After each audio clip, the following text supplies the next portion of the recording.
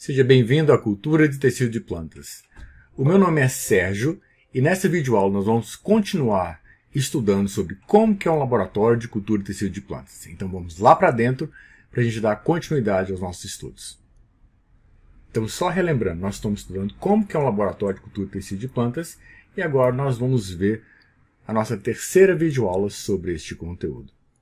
Agora que você já conhece quais são os espaços físicos que compõem qualquer laboratório de cultura de tecidos em qualquer lugar do mundo, com pequenos ajustes de uma forma ou de outra, está na hora de a gente mergulhar num nível um pouco mais profundo para que vocês possam efetivamente ver como é que você vai utilizar aqueles espaços, o que é feito em cada um daqueles espaços, o que você precisa para trabalhar em cada um daqueles espaços. Nós já vimos esse slide em que nós temos uma visão geral de como que é um laboratório de cultura de tecidos de plantas. E na nossa última videoaula, nós focamos nas áreas que compõem um laboratório de cultura de tecido de plantas. Agora nós vamos ver, aos poucos e com detalhes, quais são as outras partes que compõem um laboratório de cultura de tecido de plantas. E agora, nós vamos falar sobre os equipamentos que fazem parte de um laboratório de cultura de tecido de plantas. E aqui nós temos vários equipamentos. Eu poderia ler cada um deles para vocês, como por exemplo, balanças, micro-ondas, pH-metro, geladeira, freezer, câmara de fluxo laminar horizontal, estufas, autoclave, purificador de ar, shaker, agitador magnético e por aí afora vai. Só que eu não vou fazer isso. O que nós vamos fazer é inverter a ordem. Em vez de eu ficar falando essa lista de equipamentos, deixa eu mostrar para vocês. Nós vamos mostrar para vocês os equipamentos e vamos dizer para que cada um deles serve. Balanças. As balanças têm a finalidade única e exclusiva de pesagens. É necessário investir em balanças que tenham uma precisão maior, como por exemplo, uma de 3 ou 4 casas decimais. E depois nós podemos ter uma outra balança com menos casas decimais. E quando você estiver trabalhando com balanças, é preciso saber como trabalhar com as balanças. Não adianta você querer comprar uma balança num supermercado que vai te custar R$50 e ela vai pesar sem nenhuma precisão aquilo que você precisa utilizar. Não. Não pode ser qualquer balança. Tem que ser balanças analíticas. E a forma de trabalhar com ela é você respeitar os limites que ela te oferece. O limite máximo e o limite mínimo. Então, cada balança tem um limite. Por exemplo, digamos que essa balança que tem essa proteção de vidro, sabe para que serve essa proteção de vidro? Para o vento não interferir na sua pesagem. Porque o próprio vento passando, como ele tem várias casas decimais, pode alterar a sua leitura. Então tem uma redoma de vidro para você evitar o problema do vento que esteja incidindo sobre ali. Por outro lado, esta outra aqui do seu lado direito, ela é uma balança menos precisa porque tem menos casas decimais. No entanto, ela é uma balança que ela registra um peso maior. Então você tem que respeitar o peso máximo e o peso mínimo. Digamos que, por exemplo, nessa balança de alta precisão do lado esquerdo, que tem várias casas decimais, o peso máximo dela fosse de 10 gramas. E você vai pesar 30 gramas. Você vai colocá-la aqui, ela vai estourar a balança. Então não adianta, você tem que pesar em uma balança que vai comportar aquilo que você vai utilizar. Então respeite os limites. Cada balança tem o seu e respeite o limite de cada uma das balanças. E para que servem as balanças? Para pesar. Só para isso, mais nada. Um outro equipamento é o pH-metro. Como o próprio nome diz, é para ajuste de pH. E quando a gente falar sobre os meios de cultura, nós vamos focar e nós vamos enfatizar a importância de você ter um controle do pH do seu meio de cultura. É extremamente importante que você tenha esse controle. Se você não fizer o controle do pH, você pode encontrar problemas nos seus experimentos. Por quê? Porque o pH afeta diretamente a disponibilidade dos nutrientes minerais, tanto os macronutrientes quanto os micronutrientes. Mas nós vamos falar mais especificamente sobre isso quando a gente for trabalhar com o preparo do meio de cultura. O que eu quero mostrar única e exclusivamente aqui agora é que é necessário que você corrija o pH e para corrigir o pH você vai precisar medir o pH e para medir o pH você precisa de um pH-metro. Então você coloca o seu meio de cultura, ele fica imerso no sensor do pH-metro e agora você vai corrigir o pH para uma determinada faixa que é utilizada na cultura de tecidos. Que pH é esse? Que faixa é essa? Nós veremos quando a gente falar dos meios de cultura. Uma outra categoria de equipamentos utilizados são aqueles que vão fazer o aquecimento do meio de cultura. Aqui nós estamos mostrando, por exemplo, um micro-ondas para fazer o aquecimento. Aqui nós temos uma chapa aquecedora, que você também pode fazer aquecimento, ou você pode usar qualquer outro equipamento que vá aquecer o meio de cultura. E isso é importante por quê? Porque quando se trabalha com meio sólido, em que se utiliza fita gel ou se utiliza agar, é necessário que tanto o fita gel quanto o agar eles passem por um processo de polimerização. E para que eles sejam polimerizados, que vai conferir posteriormente a ele uma rigidez, é necessário que eles fervam, que eles aqueçam até a fervura. E para isso nós vamos utilizar ou micro-ondas ou a chapa aquecedora. Eu, particularmente, prefiro 1000 vezes utilizar o micro-ondas. Por uma simples razão, é mais rápido. Só isso. Uma próxima categoria são os equipamentos utilizados para diminuir a temperatura, como por exemplo a geladeira ou o freezer. E eles servem para quê? Para nós fazermos o armazenamento de reagentes ou de soluções. Quando se prepara determinadas soluções, algumas das soluções não podem ser armazenadas a temperatura ambiente. Então o que você faz? Você prepara a solução e armazena dentro da geladeira. Alguns compostos eles têm que ser conservados dentro de geladeira. Outros compostos eles têm que ser conservados dentro de um freezer. Eu tenho que ter os dois? Não necessariamente. Você pode perfeitamente utilizar o freezer que vem junto com a geladeira. Mas à medida que o laboratório for crescendo e você for acumulando reagentes, você muito provavelmente vai necessitar de mais espaço. Então, se você vai estar começando, comece com uma geladeira que tem um freezer embutido dentro dela. E de preferência um frost-free. Por quê? Porque você vai ter que descongelar quando formar gelo. Isso dá um trabalhão, e isso é uma coisa que é extremamente necessária, porque você precisa do espaço para poder armazenar seus reagentes, poder armazenar seus compostos que têm que ser guardados no freezer. Então, melhor investir numa frost-free logo de cara. Uma outra categoria de equipamentos que está presente em qualquer laboratório de cultura de tecido de plantas são as câmaras de fluxo laminar. São chamadas de capelas. E aqui nós temos basicamente dois tipos de câmara de fluxo laminar. Nós temos a horizontal. Por que ela é chamada de horizontal? Porque o fluxo de ar sai na horizontal. Mas nós temos câmaras de fluxo laminar que são verticais. Como é que elas são? Elas têm um fluxo nesse sentido, de cima para baixo. Enquanto que as horizontais, o fluxo é lateralizado, na sua direção. Você fica sentado aqui na frente e o fluxo vem direto em cima de você. Na cultura de tecido de plantas, a mais comumente utilizada e recomendada é a horizontal. Por quê? Porque ela gera um fluxo de ar na sua direção, evitando que qualquer partícula contaminante possa ir contra aquele fluxo.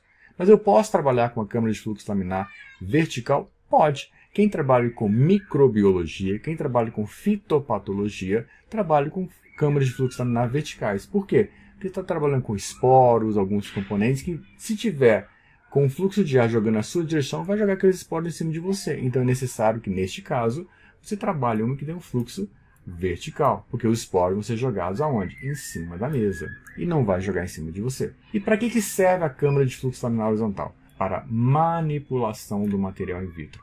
É lá que você vai trabalhar com as suas plântulas. É lá que você vai manusear, que você vai cortar, que você vai repicar, que você vai fazer qualquer coisa para trabalhar com ela em condições assépticas. É feito dentro de uma câmara de fluxo laminar. E aqui está mostrando algumas mais complexas, como essa aqui do seu lado direito. Tem outras mais simples, como essa do seu lado esquerdo. E tem algumas que nem pé não tem. Elas são simplesmente a parte de cima. Você tem que apoiá-la em cima de uma bancada. Tem câmara de fluxo laminar para todos os gostos e para todos os bolsos. O importante é que você tenha uma que funcione e você saiba utilizá-la para que ela apresente a eficiência que você precisa. Uma outra categoria de equipamentos são as estufas. O que são estufas? São pequenos fornos que você mantém a temperatura mais elevada. 60 graus, 70 graus, 80 graus, dependendo do caso. E para que servem as estufas?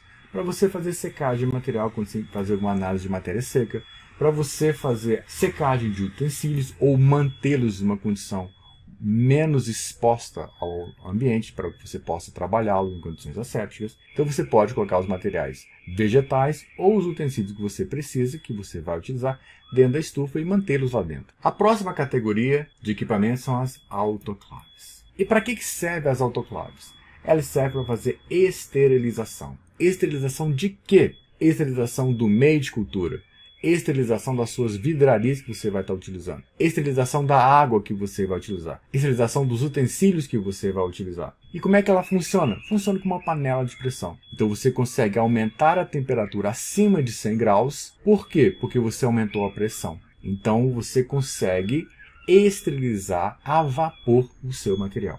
E aqui nós temos do lado direito uma autoclave vertical, em que você coloca o seu material de cima para baixo. E aqui do lado esquerdo nós temos uma horizontal, em que eu coloco o material dentro na sua posição horizontal. Não serve aquelas autoclaves de bancadas pequenas. Elas são ótimas para fazer esterilização de pinças, bisturis, que nós vamos falar mais à frente. Mas ela é muito pequena para fazer a esterilização da vidraria e do meio de cultura que você vai precisar. Um outro equipamento que você vai precisar no seu laboratório é um destilador de água.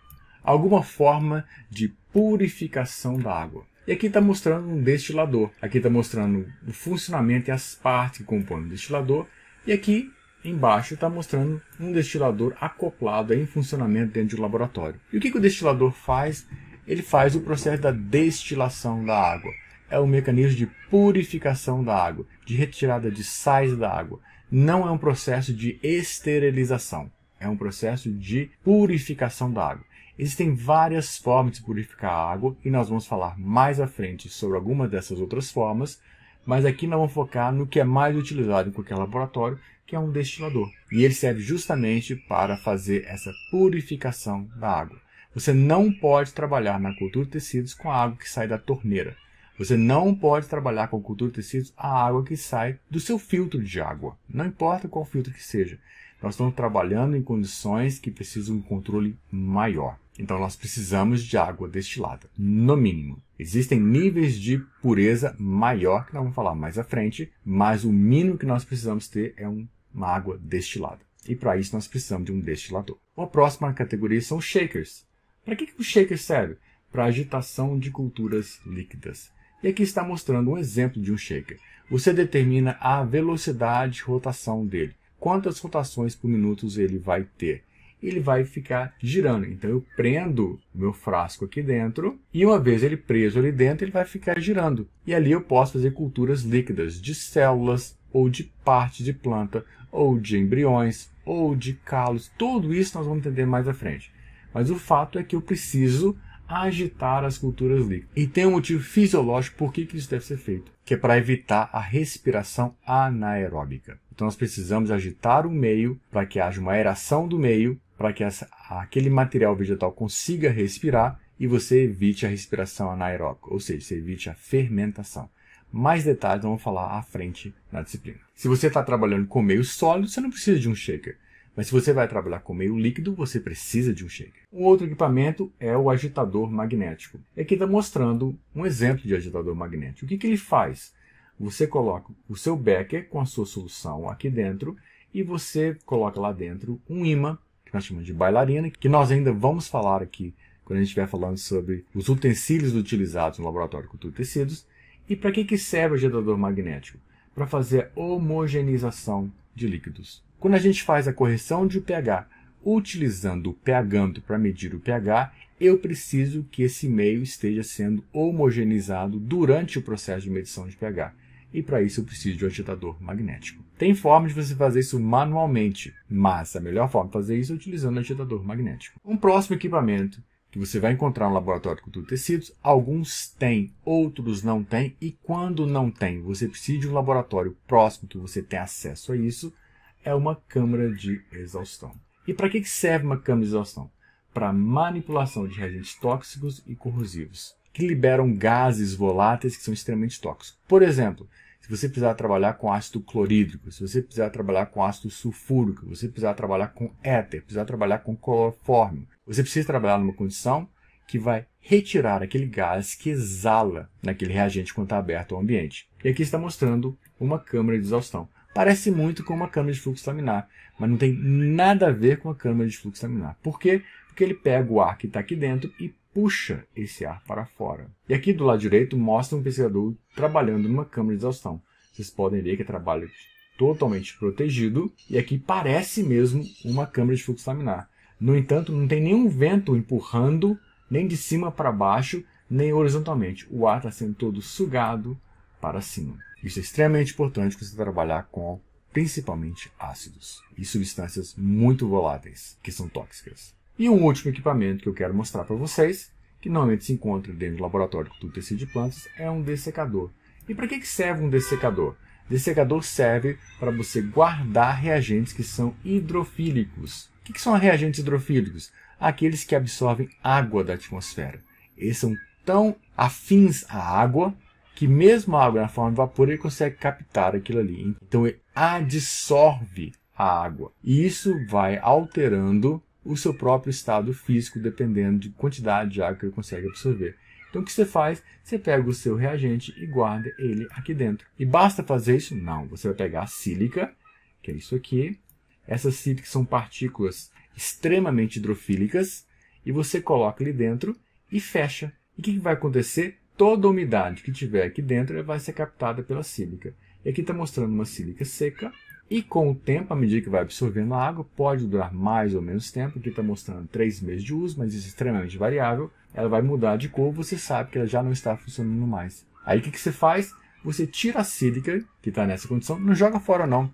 Bota ela lá dentro da sua estufa, deixa ela secar e reutiliza a sua sílica. Basicamente, são esses equipamentos que são utilizados dentro do laboratório de tecido de plantas. Agora vamos falar um pouquinho sobre os utensílios que são utilizados no laboratório de cultura de tecido de plantas. E aqui da mesma forma, eu poderia ficar citando pinça, bisturi, lâmina, e citando a próxima lista inteira. Não vou fazer isso. Vocês parem o vídeo e vejam o que é necessário. Vamos partir diretamente para você ver quais são esses utensílios que são utilizados em qualquer laboratório de cultura de tecido de plantas. O primeiro são as pinças. E para que servem as pinças? Para a manipulação do material. Você não vai encostar o seu dedo no material. De jeito nenhum. Você não vai manipular as plantas com as mãos. Você vai utilizar as pinças para segurar o seu material. E tem pinças de tudo quanto é tamanho. Tem menores, tem médias e tem as grandes. Tem pinças que tem a ponta abaulada, tem a ponta fina, tem a ponta curva. Tem pinça para tudo quanto é gosto e para tudo quanto é bolso. Mas é essencial que você tenha pinças para trabalhar com aquilo que você precisa. Se você vai trabalhar com, por exemplo, que a gente já mencionou alguma das aplicações, que é a cultura de meristemas para limpeza clonal, você vai coletar meristemas. Então você vai trabalhar com uma pinça que tem uma ponta extremamente fina. Essas aqui mostradas não servem para trabalhar com a cultura de meristemas. Elas são muito grossas. Então, dependendo do trabalho que você for fazer, você vai escolher a pinça ideal para aquele trabalho. Um outro utensílio que é utilizado são os bisturis. Então aqui está mostrando o cabo de bisturi e aqui está mostrando as lâminas de bisturi. Tem tudo quanto é tipo de cabo de bisturi e tem diversos tipos de lâminas de bisturi. Qual deles que você vai utilizar depende do objetivo do seu trabalho. Normalmente no laboratório de tecido você vai trabalhar com a lâmina número 10, com a lâmina número 11 e com alguma dessas aqui, 21, 22. Basicamente é isso. Mas podem ter situações que você precisa de outro tipo de lâmina. Então você vai ter que adequar os seus utensílios aos objetivos ao qual você se propõe. Então você tem que ter os cabos de bisturi e as lâminas de bisturi. E toda lâmina cabe em todo o cabo? Não. Então você vai ter que fazer os ajustes necessários. Como é que você vai aprender isso? Na prática e com o tempo. Uma outra categoria de utensílios são as espátulas. E para que servem as espátulas? Para pesagem. Você não vai pegar nenhum reagente com a ponta do dedo e vai dar uma pitadinha. Você não vai pegar uma pá e vai colocar. Você tem que trabalhar com equipamentos que permitam um distanciamento do reagente e uma precisão na hora de manuseá-los. E aqui está mostrando diversos tipos de espátulas, com conchas, com a parte mais achatada, uma parte mais fina, uma parte mais grossa, N tipos de espátulas. Você precisa de espátulas para que você possa manusear os seus materiais sólidos. Na hora de preparo, quando você está trabalhando com os reagentes, na hora que você está preparando suas soluções de estoques, na hora que você está preparando as suas soluções que você vai ter que utilizar. Então você vai utilizar as espátulas para fazer isso. E você vai trabalhar, juntamente com as espátulas, você vai trabalhar com as balanças. Então você coloca os dois de lado a lado, as espátulas próximas das balanças. Uma outra categoria de utensílios são as placas de Petri. Para que as placas de Petri servem? Você pode colocar meio de cultura numa placa de Petri e colocar as partes das plantas, ou ou seja, os explantes para crescer naquele meio. Ou você pode usar as placas de Petri para manipulação do material.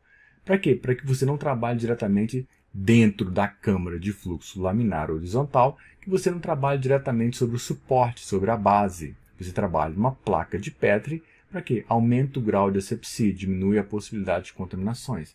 E nós temos placas de Petri para tudo quanto é tipo. Nós temos placas de Petri que são de plástico, descartáveis. Nós temos placas de Petri que são de vidro, que são recicláveis. Então, se você está trabalhando com as descartáveis, você vai comprar aquelas que já são esterilizadas. E aí você vai abrir o saco dentro da câmara de fluxo laminar horizontal e lá você vai trabalhar dentro da placa com seus explantes, com suas plântulas. É lá que você vai manusear, vai manipular os seus materiais vegetais. E se você estiver trabalhando com a placa de vidro, você vai ter que esterilizá-las antes. Vai ter que colocar na autoclave e depois da autoclave é que você vai poder utilizar. Não basta você lavá-las, secou e vou utilizar. Nananina não. Você precisa esterilizá-las. A próxima categoria de utensílios são as seringas. E para que servem as seringas? Para preparo de soluções estéreis por filtragem. Então, por exemplo, eu estou preparando uma solução hormonal. Eu faço uma solução estoque de determinado hormônio. E esse hormônio eu não posso autoclavar por alguma razão. Por exemplo, que ele não seja termoestável, ou seja, ele é degradado em presença de altas temperaturas.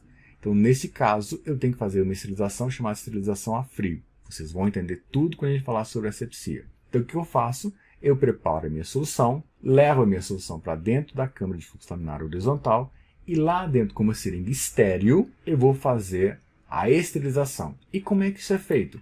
Utilizando filtros Millipore. Aqui está mostrando um filtro Millipore acoplado a uma seringa. Isso teria que estar sendo feito dentro de uma câmara de fluxo laminar horizontal. Então, sua solução preparada, ela não está estéril. Ela entra por aqui, sofre uma pressão, passa e quando ela sai do lado de cá para dentro do seu recipiente de coleta, ela já sai totalmente estéril. E aqui está mostrando uma seringa fazendo isso através de um disco de Millipore. E aqui também nós temos, por exemplo, um bioreator. E nesse caso eu vou colocar um filtro de Millipore na base aqui. E quando o meio passar de cima para baixo, ele vai ser esterilizado a frio. Não precisa ser autoclavado. Então eu posso esterilizar por autoclavagem ou posso esterilizar a frio utilizando filtros de Millipore. E esses filtros não são filtros que estão em qualquer filtro de água, que não utilizam isso não. Nós estamos falando de filtros em que a malha é de 0,22 micrômetros ou 0,45 micrômetros. Então, são filtros que você utilizou uma vez, você joga fora. Usou uma vez, joga fora. Não pode ser reaproveitado. Então, mas ele faz a filtragem a frio. Além disso, nós precisamos de micropipetas. Para quê? Para medição de volumes pequenos. Existem vários tipos de micropipetas.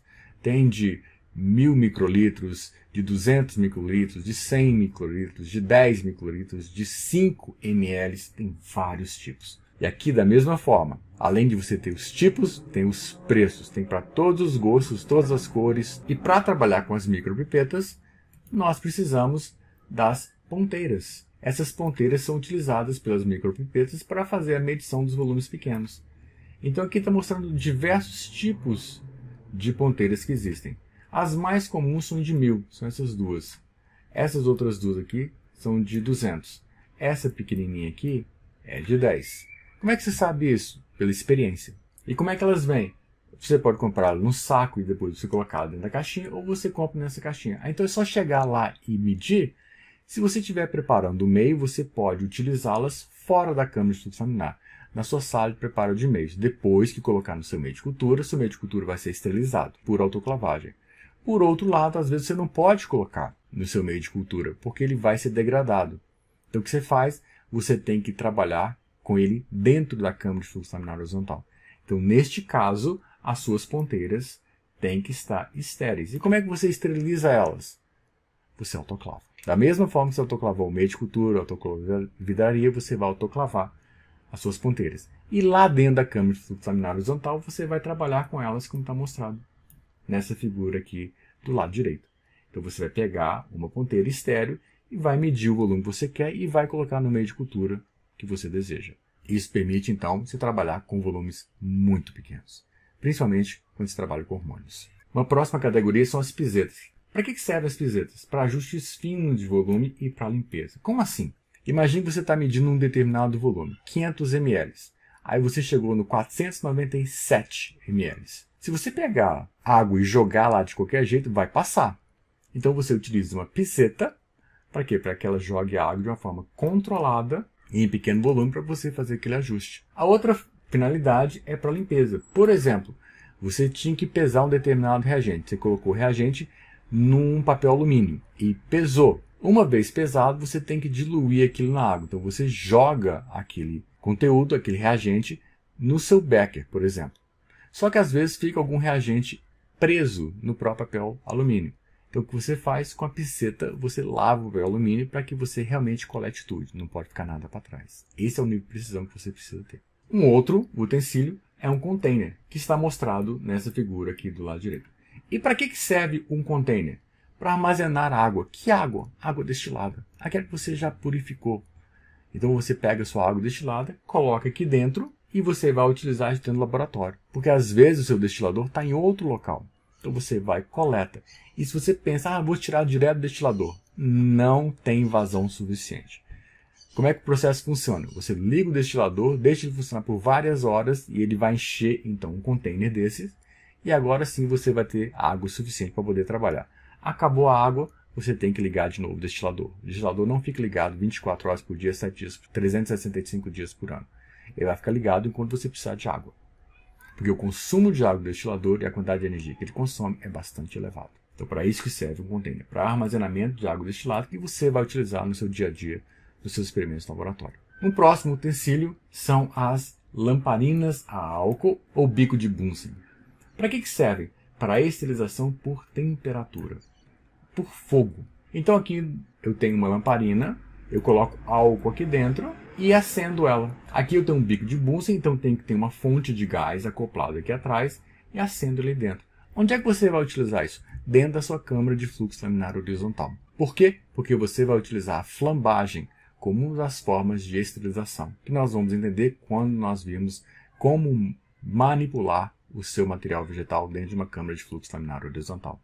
Você vai utilizar, uma das formas é a utilização do fogo. Então você pode utilizar uma lamparina a álcool ou um bico de Bunsen.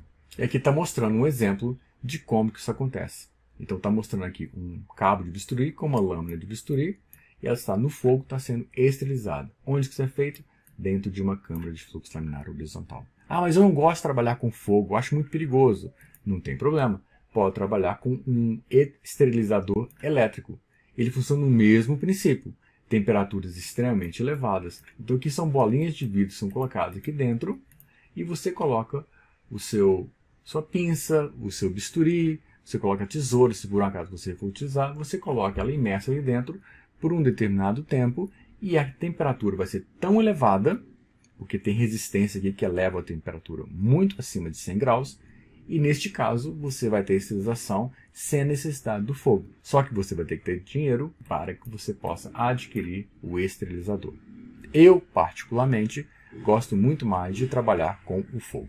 Eu sei que é muito conteúdo, eu sei que são muitos equipamentos, são muitos utensílios, mas aos poucos vocês vão se familiarizando com eles. Agora vocês têm uma ideia. Então o que eu sugiro que vocês façam? Revejam essa aula. Imagine-se trabalhando no ambiente. Então vocês estão numa sala de preparo de meios.